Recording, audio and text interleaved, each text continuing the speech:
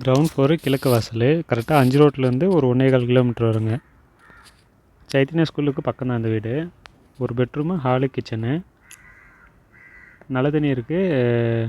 வண்டி parking, two wheeler parking கேட்டுக்குள்ளே நிப்பாட்டிக்கலாம். ரெண்ட்டு பார்த்தீங்கன்னாக்கா 8000 ரூபா வாடகை, 5 மாதம் வாடகை அட்வான்ஸுங்க.